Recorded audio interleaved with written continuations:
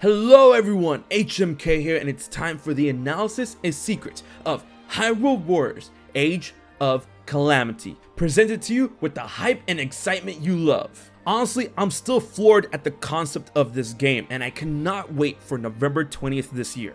Although the trailer was under 2 minutes, we have a lot to go over on how this is going to relate to the original Breath of the Wild and possibly the future in Breath of the Wild 2, as this game is a canon story that will finally give us the first-hand experience of the great calamity that happened 100 years before Breath of the Wild.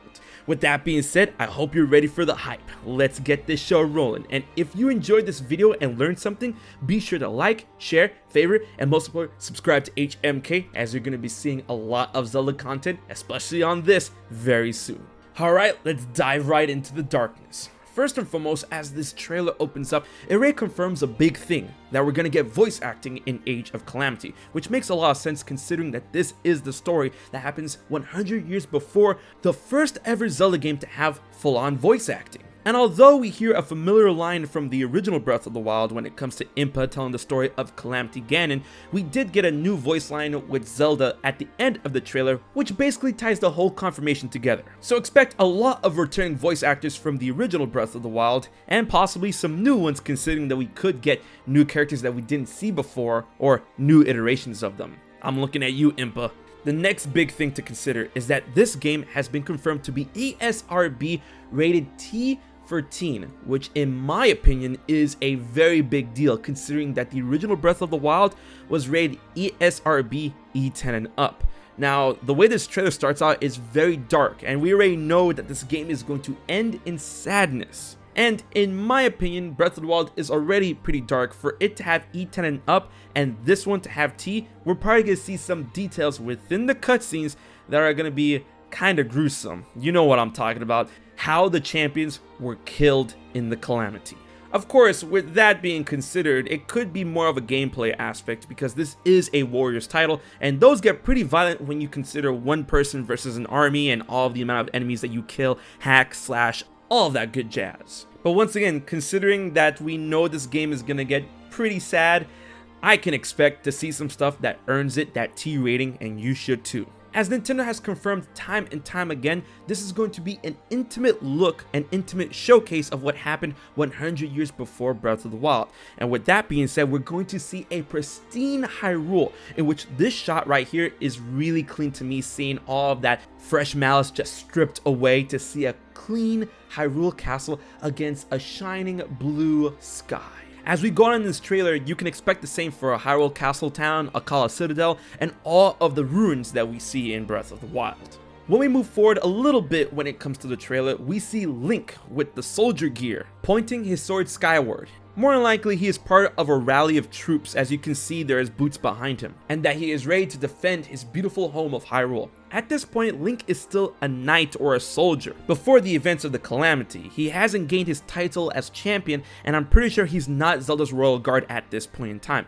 But he does have the Master Sword, not on his person though. As from Breath of the Wild and in creating a champion, it's been confirmed that he's had the Master Sword since he was around 12 or 13 years old. So he already owns it, but he doesn't need it at this point in time because this is probably before the Calamity and before preparations for the Calamity. At this point, he's still a soldier using soldier gear. He's fighting run-of-the-mill monsters and enemies, so he doesn't need the Master Sword in order to face them. As within the Breath of the Wild story and timeline, it's a sword that is meant to be reserved for that of sealing the darkness, not to be used for everyday run-of-the-mill fighting or anything like that. So when it does become time where they're preparing for the Calamity, he's probably granted the Master Sword again, being told, hey, just in case, the Calamity is coming, be prepared.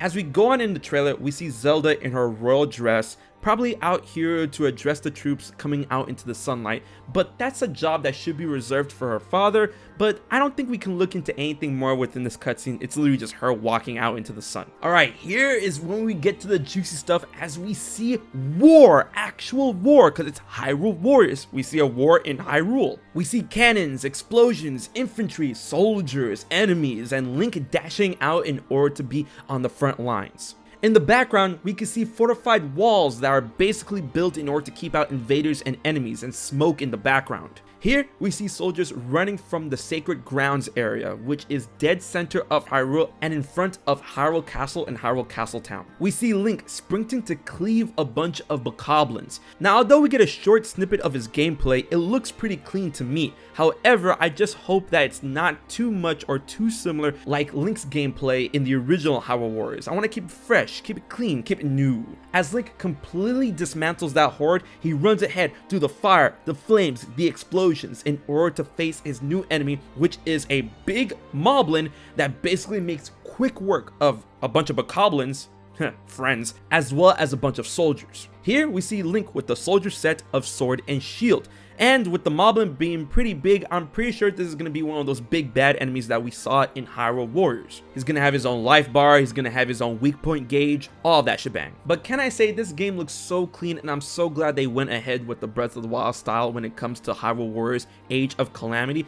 It looks too good. I'm so excited for it. Next up, we are treated to a cutscene with Mipha, Zelda, and yeah, Link. Did you miss him there? He's in the background, wearing his soldier gear. While this scene may seem harmless, there is a little to take from this. This is probably a moment in which Zelda finds out she can unlock more runes on her Sheikah Slate, because we do get the confirmation later down the line in trailers and in screenshots that her fighting style in this game, yes, she's playable, uses runes such as Stasis, Cryosis, and Magnesis. And from Breath of the Wild, our knowledge was limited to the notion that she can only produce the picture rune. So this is her probably showcasing to Mipha that she can use other runes and possibly join in the fight. And man, this trailer is just a gift that keeps on giving, because in the next cutscene, we see Link fighting against Revali in a cloud of smoke. Yeah, it looks like they're legit fighting, but this could easily be a duel to see who's better, or them just taking a sparring match a little too far. Here we see Link legitimately about to cleave into Revali. He dodges and gets an arrow ready to turn our boy into Swiss cheese. And this is an actual arrow, not a dummy arrow or a bomb arrow. Funny enough, an encounter like this was actually alluded in the original Breath of the Wild, in which Revali wanted to fight Link on top of Valmeadow. So it looks like there's a little bit of context there on which this can be harkened back to. But honestly, at the end of the day, I don't think they're legitimately fighting, they're dueling, they're sparring. But it looks like it has the capacity to go a little too far, considering that Revali does not like Link and that they're rivals. Next up is another scene with some pretty clear connections to Breath of the Wild, and that's what I love about the Age of Calamity, because there are so many connections that can be found in this trailer, and there's going to be a lot more when this game releases. So it shows here a bunch of moblins, bokoblins, Lizalfos banding together in order to invade Hyrule, and it seems that they're outside the most outer wall, or one of the walls. It's still quite a distance from Hyrule Castle Town and Hyrule Castle. Here we can see some cannons in the background and whatnot, but this is a big deal because this is probably going to act as part of the confirmation, an omen that makes it clear that the fortune teller's premonition of Calamity Ganon is true, as the increased number of monsters and attacks from monsters is part of the clear signal that Calamity Ganon is coming. So this helps drive that idea home. And you know, funny enough, it seems that these monsters, even though they're run-of-the-mill monsters, could be under a slight influence of Calamity Ganon. As we all know, Calamity Ganon comes from under Hyrule Castle, so it looks like they're trying to get to the source. And as we all know, after the Calamity, a bunch of monsters, bokoblins, moblins, Lizalfos, they make their home within Hyrule Castle, which is pretty disgusting. And now, oh boy, it's gameplay time. Here we see Link, still in his soldier gear, producing a remote bomb and throwing it at a bunch of enemies. Now, how is he producing the remote bomb? He doesn't and shouldn't have the Sheikah Slate at this point in time. Zelda does. It can easily be a gameplay aspect, but that's one inconsistency that I want to point out. And another one, which is funny, there is one frame in this trailer that shows 2 bombs for the price of 1, which tells us that at the moment of this capture, it seems that it was still in development, but I'm pretty sure it's gonna make the November 20th release date no problem. Now here's a couple more things to consider. The remote bomb explodes, but it triggers another bomb, a powder keg in the background, in order to create a chained explosion, kind of like how you do in Breath of the Wild. That's one thing. 2, this confirms that we're going to have destructible environments in Hyrule Warriors Age of Calamity, as this makeshift structure that we all know and love from Breath of the Wild comes tumbling down with the bombs. You can see the wood, the splinters everywhere which way. And 3, you can see some bokoblins red on fire from the explosion, not from the remote bomb, but from the powder keg, which confirms that elements from Breath of the Wild and the original Hyrule Warriors are going to return in this game. With the destructible environments, it seems that it could be a camp or a target that you're going to have to clear out when continuing missions. Next up on the agenda, we see the King of Hyrule rallying his troops, which probably connects deeply with the first scene with Link pointing his sword skyward that we saw earlier in the trailer. Because you know, this is, war. Okay, this next cutscene snippet is actually incredibly important, so keep up with me. It's a pan out shot, but we're gonna focus on the first frame for a little bit. Here we see Link with his champion tunic, the Master Sword, and Hylian shield, Zelda with her goddess outfit, and an unknown Sheikah, which we do see again later in the trailer. It's pretty much the consensus that I agree with that this is indeed a young Impa. From behind, she kind of looks like Paya, who is indeed Impa's granddaughter. Sure, there's the argument that it could be Purah, as Impa and Purah are sisters. However, throughout the chronology of Zelda games, Impa has always been Zelda's attendant, and Impa is here with Zelda being her attendant. Also, the hat on her back seems like a smaller version than the hat Impa wears in her old age in Breath of the Wild. As we pan out, we see Hyrule Castle under siege of the Calamity Ganon. However, the giant Sheikah pillars that house the gardens have yet to rise out of the ground.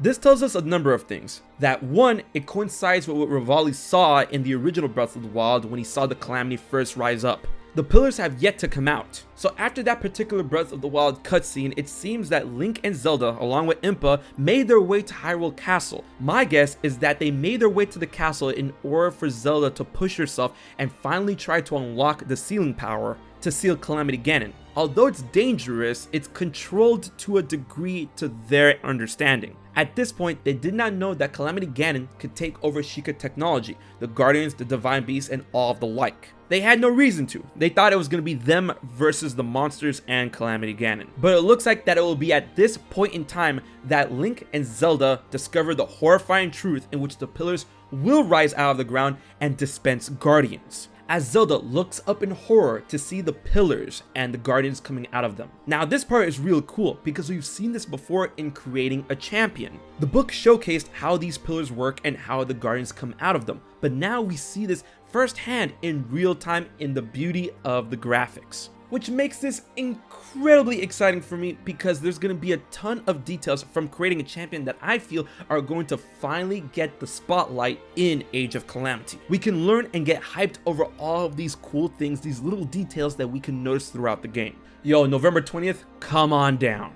Next up, we see Zelda consulting her father, with Link and the mysterious Sheikah, who we think is Impa, kneeling before the king. With all parties present, I feel that this scene is going to be very important for a couple of reasons. 1, I think this is where the King of Hyrule is going to establish Link as Zelda's royal guard. And considering how nice Impa was to Link in Breath of the Wild, I feel that this is happening due in part to Impa's recommendation. And I feel this is going to be the beginning of the sour relationship between Link and Zelda, which eventually does get mended. Furthermore, this might be the start, the decree from the King of Hyrule in order to initiate the Champions program, in which he's saying it's time to start up the final preparations in combating Calamity Ganon. I believe it's all going down here. And next up on the 5 o'clock news, cannons! Alright, yeah, we knew cannons were going to be a thing from the original Breath of the Wild, from Akata Citadel and other places of the like. And now on to spooky, scary skeletons. Yes, we have some stall enemies, stall bokoblins, stall Lizalfos, stall moblins rising out of the grounds of what seems to be a ruined area. I mean, I'm pretty sure I see a wall in the background. This could be in Hyrule Field, but what's with the ruins? Fallen enemies coming back from beyond the grave to take the revenge? Alright. Next on up, a Lionel attacking Zelda, but don't worry, she's got runes on her side. She uses stasis in order to freeze the Lionel in place. From the background, we can tell this is the Lonaru area, and from the architecture, we can surmise that this is pretty close by to Zora's domain. While Zelda does freeze the Lionel with stasis, and by the way, a little Sheikah eye glows out of the Sheikah slate when this happens. That's actually a really neat detail. We do have the confirmation thanks to screenshots that she'll be able to use other runes such as Cryosis and Magnesis, but I want to know what her light attack combo is going to be if she's going to fight with the Sheikah slate. And when it comes to combat, next on up we have Mipha fighting a Guardian, and yes, confirmed to have Hydrokinesis, just like the Zoras that came before her. Here, she is summoning and using water to rise out of the ground in order to poke the eye of a guardian. This attack seems very specific, so I'm guessing that this is a weak point attack. If you played the previous Hyrule Warriors game, then you know what I'm talking about. All in all, the gameplay looks pretty slick, and here we have the next gameplay aspect where it shows Orbosa fighting a Yiga Blade Master. She gracefully dodges his wing cleave and confirms that there will be Flurry Rush in Hyrule Warriors Age of Calamity, and that other people other than Link can use it. If you notice her blade, it seems to be electrically charged, which makes sense because she has the power of Orbosa's Fury, which commands the lightning. So it looks like she'll be able to charge her weapon in order to give it an extra oomph. In the background, we can tell that we're in Gerudo Town. You can tell that there are some shops that are been busted up by the battle. We can see a bunch of Yiga scouts, we can see a bunch of other Gerudo members, and even some Hylians in the background. As we all know, men are not allowed in Gerudo Town, but it looks like the Yiga clan doesn't really respect that, and this is a war, so I'm pretty sure some rules could be alleviated for the battle. Also, check out that dead Yiga member on the ground over there. As we move on, we see a pretty cool shot of the 5 champions, and it looks like they're staring down Doom itself. Which once again is a grisly reminder of how this game is probably gonna go down, considering that it is telling the story of the Calamity 100 years before Breath of the Wild.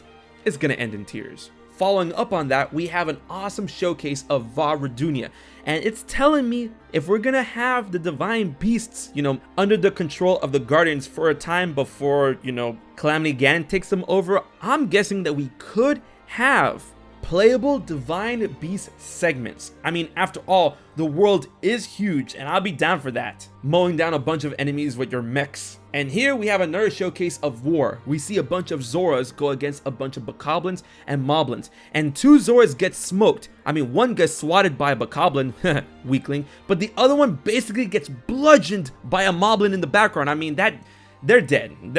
I'm pretty sure they're dead. I mean, that dude got smashed Cole Obsidian style from Infinity War. And then here we have the big boy Daruk fighting a Hinox. And if you notice the background, yes, we are in the perfect, pristine, beautiful Akala Citadel before everything went to dirt. I am so excited to explore these landscapes, and in the background you can notice that there's a guardian there, but I mean, this is before the Calamity because not everything's red or on fire. So this is basically probably just a dug up guardian that just doesn't work. Rounding it off, we have Revali attacking a bunch of Bokoblins with his swift arrow style, with Revali revolving between regular arrows and bomb arrows. You see what I did there? Like, Revali revolving. Okay, now here's when the infinite sadness begins. We're gonna get a showcase shot for all the champions in trouble. Here we have Link with the champion's tunic, the Hylian sword, and the Hylian shield, clashing against what seems to be an electric weapon. Now, here's a couple of things about this. Where is he fighting? I don't really know. The background seems kind of blurry, and it's an electric weapon. And honestly, I don't think it's a Wizrobe that's clashing against him. It could be Thunderblight Ganon because that seems to be akin with the design of Thunderblight Ganon's sword. But the thing that's weirding me out is that when Thunderblight Ganon charges up its weapon, it doesn't change color like that, unlike Fireblight Ganon. And it could quite possibly be a new type of enemy. Oh boy, and here we go. Next up, we see Orbosa Falternese. We can tell that this is inside of Va Naboris from the floor. So this is probably her clashing against Thunderblight Ganon and leading up to her death. Okay, sadness 1 down, sadness number 2. Here we see Mipha looking pretty scared, horrified, and from the background, we can tell once again that this is inside of a divine beast, most notably Varuta. Seeing in one frame that we can see a little white light particle, she's probably facing down Waterblight Ganon, which has the power over water and ice. So here, she could be staring at her demise. Alright, sadness number 3 done, it gets worse. Here we see Daruk, and from the floor we can tell that he's on Va Radunia. He is using Daruk's protection in order to block something, and this something honestly looks just like the fire blade that Fireblight Ganon can produce. And to me, it looks like Daruk's protection is not ready to roll and it's about to give out. Alright, sadness number 3 done, on to kinda sadness number 4. Now this one is actually kind of graphic because we see here Revali fighting against something and a laser shoots him and literally clips his wing. And at one point something gets a little too red. Is that blood? But as you can see that a bunch of his feathers comes off of his wing, that it was a pretty clean shot. And you know, something that fires lasers in the sky, he's probably fighting against Wind Blight Ganon, and he's about to get smoked. Now this one with Revali I like a lot because it pretty much tells us that we're gonna see some clean hits when it comes to the champions fighting against the Blights. Next up, we see Link and Zelda try to make their way to, that's right, Hyrule Castletown. We can see in the distance through the doors that is Castletown Market. But their attention is diverted from a Guardian Blast that fires from behind them. Link turns to see what is approaching, but we don't know what is exactly coming after them. But this tells me this will eventually lead into the encounter at Fort Hateno, Link's final stand. And it's funny enough, Link has his Hylian shield here, but as we remember in Breath of the Wild, his shield-wielding arm was busted up quite a bit when he made his last stand. So it could be possible between here and there, it probably gets destroyed or blasted off of him. And then next up, we see a powerful showcase of Calamity Ganon and the Blood Moon swirling around Hyrule Castle as the logo comes in for Hyrule Warriors Age of Calamity, which I gotta say is a really super spicy logo. I'm really glad. It looks very original when you compare it to the Hyrule Warriors logo of the original game. I actually like it a lot. And then the trailer ends off with Zelda crying, and it seems that it might be her trying to activate her sealing power, saying that I must protect everyone. But considering that she doesn't have any damage or dirt or anything like that on her, this is probably her trying to activate her sealing power on Calamity Ganon, but can't, and then probably has to make a run for it with Link to Fort Hateno. And then we rounded off with the amazing key art and the confirmation not only will this game release November 20th, 2020, but the next update is coming September 26th. And there you have it, the hype, story, and gameplay analysis and secrets when it comes to Hyrule Warriors Age of Calamity. I hope you enjoyed the video, but if I missed anything, please let me know in the comment section below. Share it up in order to get people excited and in the conversation. I cannot wait for this game to drop, and I can't wait for all of us to experience the magic and sadness together. Be sure to like, favorite, share, and most importantly subscribe to HMK for more Zelda videos I post every week. And big thanks to my Patreon supporters for helping making this video happen. If you want to find out how you can support HMK for just $1 a month, check out the info in the description box below. Alright guys, until next video, this has been HMK, and I'll check you guys later.